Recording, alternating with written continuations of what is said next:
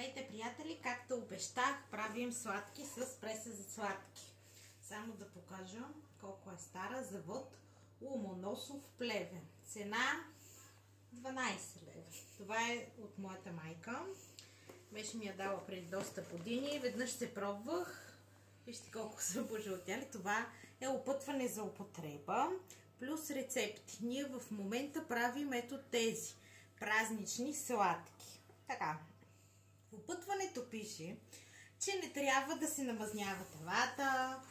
Нали, аз естествено, като всяка една нова модерна домакиня, сложи хартия за печене, не се получава. И виждате как става. Штрак. Ето това е цялата философия. Тъй като е маслено тесто, наистина не залепва. Ще ви покажем отвънка и вече готовата тава.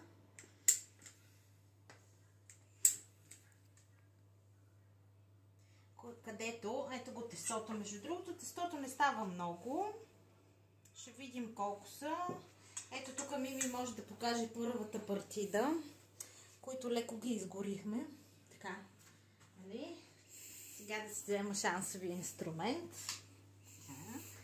И да ви покажа следващата партида. Стават като бисквитки.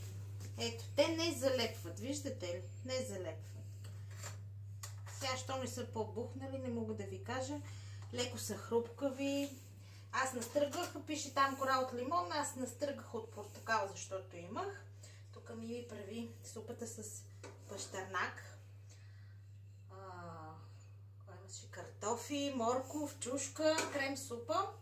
И чесън има също. Да, и чесън, която ще правим за вечеря. Естествено ще хапнем за вечеря.